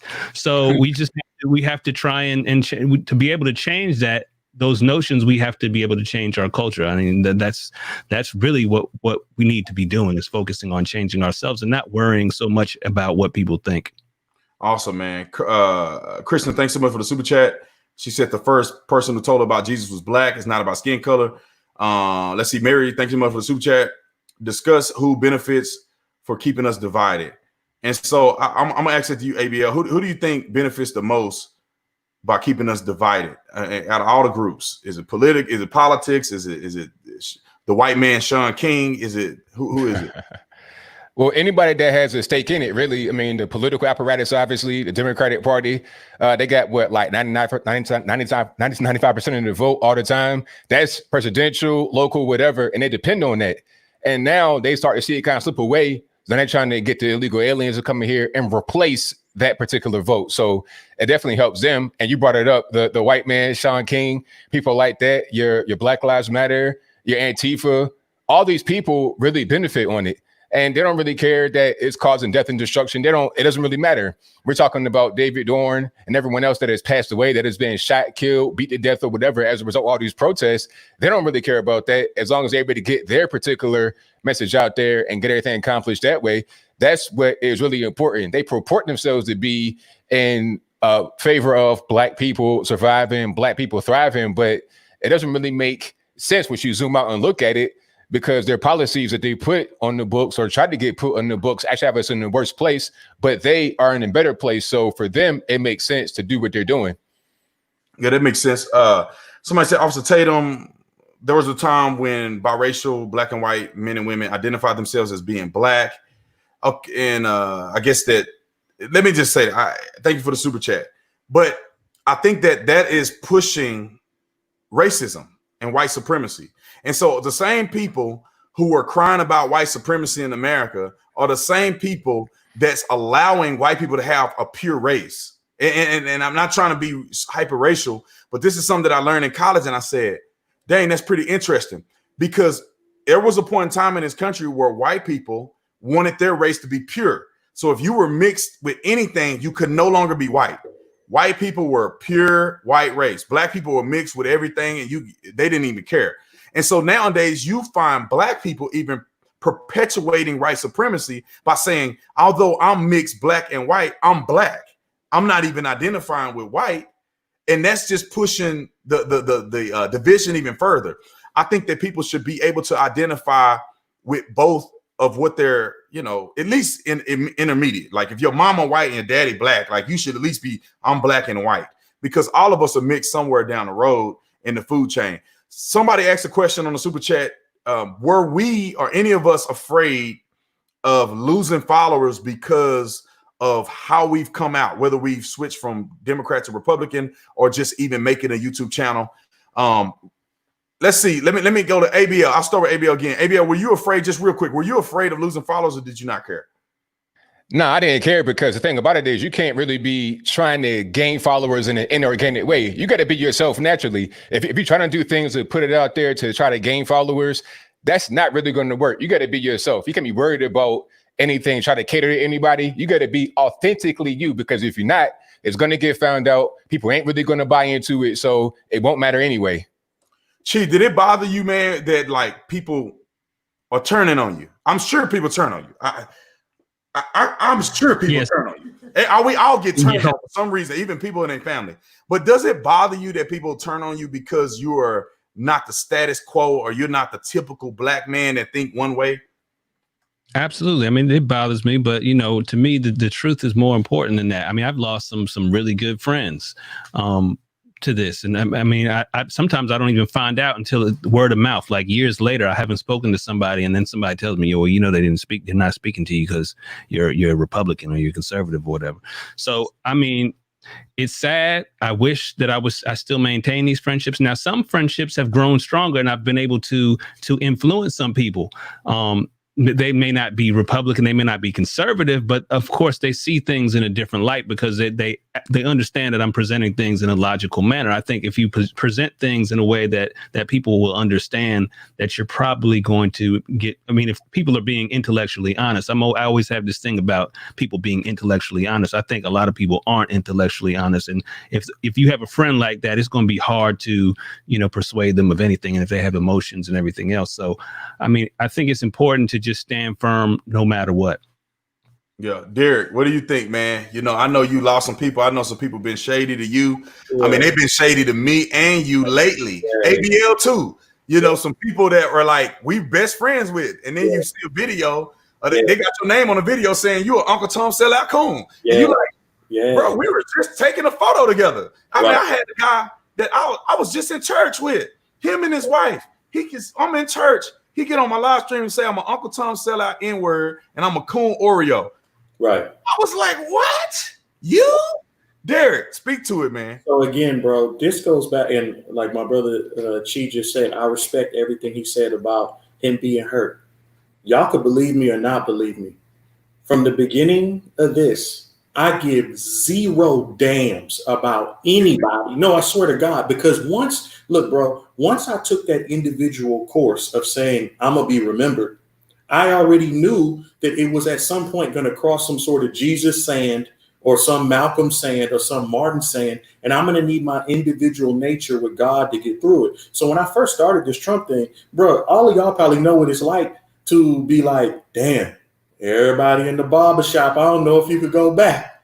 Damn, everybody that used to hang with you in the mall, I don't know if you go. And this was the funny part, B. My pops told me another time when I was younger, that, to kind of gauge when people leave your life, gauge how important they really were. And then when I started really thinking about months later, I was like, did any of those brothers who dogged me in the barbershop ever loan me $1? Did they ever actually let me stay at their crib ever? And I started to realize everybody who alienated me out never did anything for me anyway. I was just around them for the clout. It was like I was back in the matrix that we talking about leaving. It's like, oh, well, you can't come here. That's clout. You can't do this. That's clout. None of it deals with actual currency. It's all social currency. And the ironic part is I can thank Donald Trump because he actually helped weed out a lot of dead weight that was actually attached to me that was there without me even having to. Usually you have to go through and pick them and everything, and then you struggling trying to figure out, well, they did come to graduation. They did. Nah, everybody gone. Everybody gone. And you know what? At the end of the day, once you cross that abyss, then all of a sudden everybody is like, well, dang, they in pictures with Stacey Dash now. Dang, they over there hanging out with Mike Pence. Wait a minute. I may need to back up a taste. And for me, it's basically like, look, either way, I have my own mission. Now, imagine if I were to listen to them. This is what I want the young. If there's anybody young here watching this, imagine if I were to listen to them and I'd have said, you know what, I ain't going to deal with Trump. I'm going to just stay in the barbershop and we're just going to go ahead and continue to talk like Coming to America. We in here talking about Cassius Clay versus Sonny Liston, baby. That's all we doing. None of this, me on the picture praying on the president, happens if I listen to them. You have to do for you, y'all. Stop listening to what everybody says. Do for you 100%. And when they turn on you, I would. This is a family show, so I'm not gonna do it. But I'm gonna do like what was my boy Bernie Mac? Love him. When they turn on you, ever remember Bernie Mac on the thing? When they turn on you, tell them straight up. You will see me again, but it's gonna be lonely at the top because I'm gonna be at the top. You will see me again because they're just there to hamper you anyway, guys. They're there to hamper you. You have your dream. You have your destiny. Don't worry about it. Keep your truth, like ABL said. And I'm telling you, I promise you, if you keep your truth and keep your individuality and you're like, nothing can sway me off, I don't really care, then you gonna win. I promise you gonna win. Awesome, man. Stephen, I think that's how you say your name. Thank you so much for the super chat. I know all of y'all know who Mark Robertson is. He's running for North Carolina Lieutenant General or Lieutenant Governor. That dude is awesome, man. I'm gonna have to bring him on the show at some point. He's awesome, powerful voice, Southern country dude. I love that man. So let me get back to this question because this came up today, and I wonder what y'all think about this. Y'all know, everybody know about the Ahmaud Arbery case. So just today, I saw that they are claiming that one of the McMichaels, I think I'm hoping it's Travis, because if it's Gregory, it means nothing. But Travis McMichael supposedly stood over Ahmaud Arbery and said, "You effing N-word." Now, I highly doubt that Travis McMichael is going to say, "Yeah, I said that. Take me to prison and charge me with a hate crime." But they're saying that William Bryant, which is the guy who was videotaping, testified that they stood over him and said effing N-word. So ABL, do you think that this matters in the case if this is true? I mean, obviously, there's no way of knowing that it's true. I guess they'll figure it out in court. But if this is true, do you think that this is a deal breaker in the case? It won't really matter unless that particular phrase will make it a different crime. Like if it'd go from, I don't know what they're trying to say, third degree manslaughter, whatever the murder charge is, if it'd go from that to a hate crime or be enhanced with a hate crime on it, that's the only way it would really matter. But the word that was used is less important than a man's life being taken. But people look at that word and they get emotionally attached to it, and then that kind of enrages them more. So then they want more vengeance. They want more quote unquote justice. But really, in their mind, justice is vengeance. When we're talking about the law, That's all that really should matter. Did they do something wrong or not? If they did something wrong, then go to jail. If they didn't, then don't go to jail. That'd be the same thing for anybody that does anything. You could say bad words. That's not really going to get you locked up. It's not right. It's not good if somebody would say a racial slur. But the main thing is the fact that he died. That should be more important than the racial slur. So I don't know how it's going to affect it, but I think it will affect some people's minds. It'll kind of enrage them some more. But that's pretty much it. Yeah, it's funny that they brought it up now, you know, because this after all the riots are going bad and everybody getting their business looted, they're killing people. Oh, let's talk about Travis McMichael and them again. I mean, you know, the funny thing is, what's the point of bringing it out? Bring it out in court. Let's get the court thing rolling. Here's the thing, too, that I think that the only way it'll make a difference is if this is not a self-defense claim. Like if it's not a legitimate self-defense claim, because they charged Travis McMichael with aggravated assault. And so this is what people don't understand. The actual charge was aggravated assault. And then there's a caveat to a charge of aggravated assault if someone dies in the process of you assaulting somebody, like doing an aggravated assault action. In order to disprove the whole murder charge, if they can disprove that the aggravated assault didn't happen, everything is done. Everybody gets off. Everybody goes home. And people may not understand that. They're not necessarily charging them with intentional murder. They're charging them with aggravated assault, and somebody died in the process. They're charging Greg McMichael, who was the dad on the truck. They're charging him with being an accessory to aggravated assault. They're not charging him with murder. And also the dude videotaping, they're charging him with felony false imprisonment. They're not charging him with murder. But because somebody died in the course of him committing a felony, it's like an overarching charge. But the thing here is that if Travis McMichael is acting in self-defense, he can call him a bootlicking Uncle Tom sellout N-word while he's standing over the top of him if he's acting in self-defense, because the racial component to that is not going to matter. Now, if he pulled a gun on him and then he's saying the N-word over the top of him, I think that's going to be a hate crime. It's going to be added to a federal hate crime. And then it's going to be very hard to convince a jury that you're some law-abiding citizens if you're yelling a racial epithet over a person while you're standing over them. Let me get to a few more super chats here. Black Lives Matter is not about equality for black lives. It is about demanding protection for crimes committed by black suspects. Black Lives Matter want to instill fear to those who would call cops against black suspects. I think that's a pretty big thing. Big Al, thanks so much for the super chat. Great conversation. I think a lot of people love us. Jason, thank you so much for the super chat. Austin Bell, thank you so much for the super chat. There's a lot of things bashing police and saying silence is violence and being non-racist isn't enough. You got to be anti-racist. I don't know what that entails. Is being decent person good enough?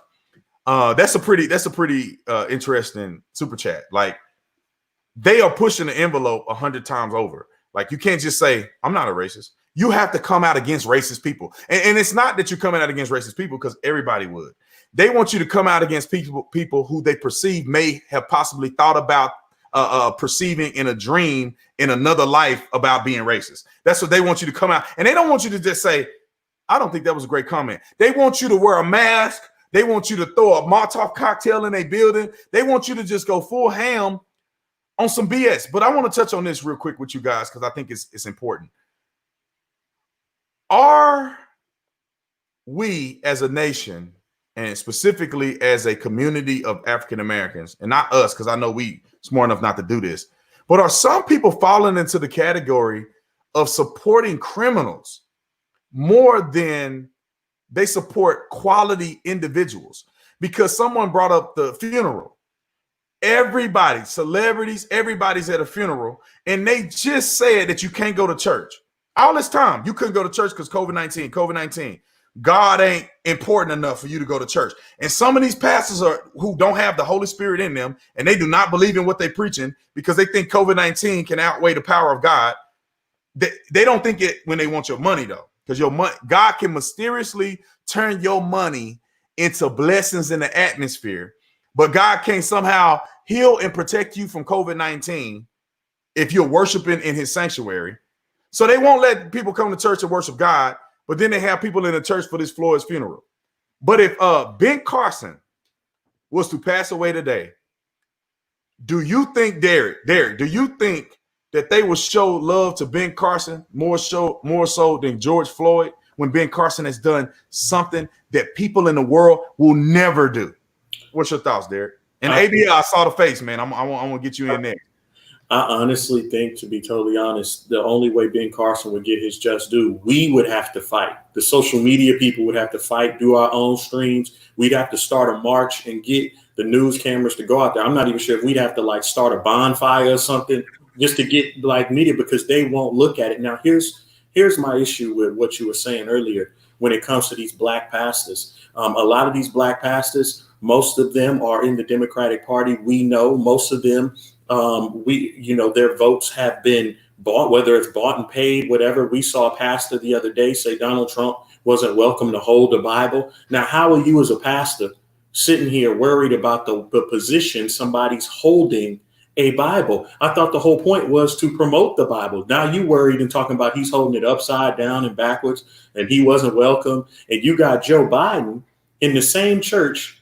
He's doing the kneeling pose like I did in my 7th grade basketball team. Joe Biden is kneeling on one knee while the rest of them standing behind him like they about to go take the court in 8th grade basketball. It's really shocking to me that black folks are allowing this to happen. Like I'm literally they showed me the picture today of some stars at the funeral. They all, I thought it was social distancing. They are all hugged on each other and crying. And I'm sitting here like, wait a minute, did something happen? I don't know. Like did somebody pass away that I don't know, because they don't know him.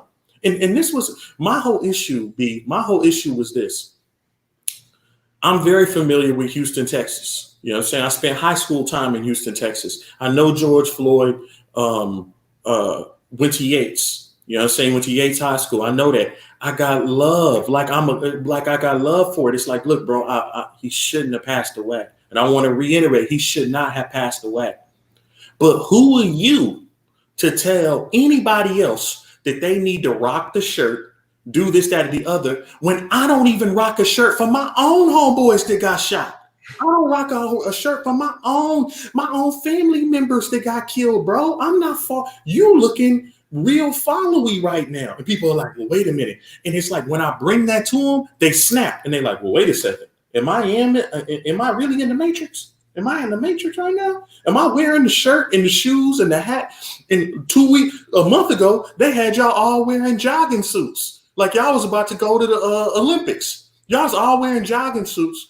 And the brother in Georgia wasn't jogging. This is what I'm trying to say. I am not trying to look stupid here, but I want to say these brothers should not be dead, but you should not be part of a propaganda machine.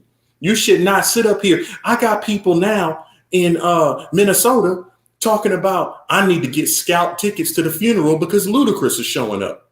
Bruh, are we really doing this right now? We got Ludacris is showing up, so we got to pull up because that's where the cloud is. And this is why I say, B, I already gave B the credit. I told people before. Sometimes I'm hard on Brandon. I'm like, yo, Brandon, you're a little hardcore, man. You need to give some slack. Now that I'm looking at this, I'm like, you know what, bro? I'm about to just run my own, cross the finish line, and y'all gonna have to watch me because I'm tired of trying to drag y'all when I'm giving y'all all these facts, and y'all still want to say, so what? At the point where I'm saying Donald Trump, I've already put up a challenge. Anybody else that can find a video of a president in the Oval Office saying our Lord and Savior, like what our Lord and Savior, Jesus Christ, which is what Donald Trump did. He did on his Easter address. He said, we celebrate, you know what I'm saying, the death and resurrection of our Lord and Savior, Jesus Christ. Now, Black people, correct me if I'm wrong, 80-90% claim they're Christian. We've not heard another president do that. That alone, you should be jumping on, because y'all all up in here giving past the tithes, doing all this stuff, and you finally have a president that claims Jesus. Oh, so he has a few faults. Pray for him. That's what you do for your Uncle Joe when he in the pen. Pray for him then. Bro. No, because this star said this and this athlete said that, and we all about the collective. It's bro. Once you start to put this thing in line, you see what's going on with the black community. Yeah, bro. Let me just say this real quick, and Chi, I want to get you in here. It's funny that they got this picture of George Floyd holding the Bible. Y'all see that picture of him holding the Bible up? I mean, I don't even know which way he's holding it. Who cares which way you hold the Bible? But anyway, he got this Bible up, and this man was doing adult films. He's smoking meth and fentanyl. This dude robbed a lady at gunpoint. He's been in and out of prison his whole life. And I'm cool with them giving him a pass if they wanted to. If they want to say, you know what, God can forgive you, brother. Come on. But then President Trump is at the church. Clearly, it's not a photo op because he's holding the Bible any way he can get it in his hand. And they mad. They accept a man who currently trying to use fraudulent money in high on meth, resisting arrest. They say, oh, God is with this man. They all at the funeral worshiping him like he's Jesus Christ. And the president of the United States have a Bible up like this, and they're losing their salvation over this. Chi, let me get your thoughts on this, man. Like, I think we were talking about. I didn't forgot what we were talking about. Where were we at with this? Because I thought we talked about church, and then I'm like, we didn't jump into the church. Just give me your thoughts on what we've been talking about. Just go ahead. Well, I want to say that about the Bible photo. I hear that hello? I couldn't hear that. I'm sorry. But I was saying the Bible, I heard that it's not really an actual Bible that George Floyd is holding. But you know, I don't know. I think people need to I don't even know what to say these days, man. 2020 has just been so crazy. I don't know what to say anymore sometimes. I just really think that black people need to stop being used. I think that the Democratic Party is taking advantage of people. I think there are politicians taking advantage of people. I think that there are race baiters taking advantage of people. And it's real tragic, man. It's only harming us in the long run. I think people need to just wise up. Yeah, I agree with you 1,000%. I mean, that's why I left the Democratic Party. I mean, that's my shirt say ex-Democrat. We're fitting. I left the Democratic Party because I woke up. I woke up to what was going on. Like, my whole life, I thought that the Republicans were racist white people. The Democrats were for the black people. And then I started looking at Barack Obama, and he started disparaging police officers. And I was a cop at the time, and I'm like, this just ain't right. I mean, he's causing more racial division than anything. And I can't name one thing he's done for black people specifically, where he's gone out his way to do something positive for black people. He came from Chicago, didn't do nothing for Chicago the 8 years he was the president. I mean, more people died in Chicago, more black people died in Chicago than in Afghanistan and Iraq during his stint as the president. And when I saw that, I said, you know what, and it me being a Christian, watching him with abortions and all this stuff, I said, you know what? That don't sound like what I represent. And then I decided to look at the Republican Party, not saying that I like half of them Republicans, but when I looked at the Republican Party, I say, dang, these are the Christians, you know, these are the people who care about minimal government. These are the people who don't want you paying all these taxes to the government. And I said, you know what, let me give them a try. And that's pretty much how I changed. ABL, have you always been conservative? No, I mean, I kind of grew up in a socially conservative household. You know, my parents, West Virginia, they, you know, rural country folk. So they had that conservatism from that point of view socially, but politically, it was all liberal. When I got to be out in the world and, you know, just observing how things are, you know, doing work for myself, being in business for myself since like, 06, 07, it got to a point where Obama was elected. Matter of fact, I voted for Obama in 2008. But right around 2011, 2012, when things kind of went the wrong way, a lot of my friends went bankrupt. A friend of mine had a brick and mortar shop for like 20 years, went bankrupt. So I'm like, okay, what's going on? Hoping change. I really don't see it. So at that point, it kind of just clicked. And then I started to go the other way politically. But it was always socially conservative. You know, that was always a thing, like most black folks are. We don't want to admit it. That was always there. But the political thing wasn't there until like 2011, 2012. Wow, Derek, were you always conservative? To be honest, like, this is the strange thing that I was trying to realize the other day. I was talking in the talk in this room, in this picture right here. I actually told the president that he was the only, like, even when I told y'all earlier that I grew up in a privileged lifestyle in Sacramento, even around the white people I was around, the only person that I saw that would take photos with black people without it being a photo op was Donald Trump. He was the one hanging out with Super Cat and Shabba Ranks and all these other people. And I told him that. I told him straight up, and he was laughing. He was like, man, I appreciate that, this, that, or the other. For me, having that tragedy when I was 12, it put me in a state of why? And I kind of was against everyone. So I can't really say I was a Democrat or conservative. I just knew both systems were broken. So right now I've realized that I actually probably was a Trumpist before Trumpists became Trumpists. Like, so I basically appreciate the conservative values, but I also always want to make it clear that there is some liberalism. Just because the word liberal can't be demonized. The liberal and leftist are two completely different things. So if I like to go and party, or you out there, you like to party, you have a drink every now and then, and you consider that more liberal than somebody uptight, that's cool. You still with us. You know what I mean? Like, you still with us, because a lot of people do this, either this or this or this or this. And I'm saying I never have been the extreme right or the extreme left. It's always been that kind of middle right, but with that Trumpist vibe. You know what I mean? Yeah, cool. Chi, I want to ask you, and then we're gonna wrap it. We're gonna finish it up. I'm gonna say this before we get into that. Somebody asked me, where can I get this shirt? TheOfficerTatum.com. The Officer Tatum store. I'm sorry, TheOfficerTatumStore.com. TheOfficerTatumStore.com. You can get all the cool merch. Y'all know what it is. All right, Chi. Finish it strong, man. I mean, have you always been conservative? I mean, do you even consider yourself conservative at this point? Let me know. What's your thoughts, man?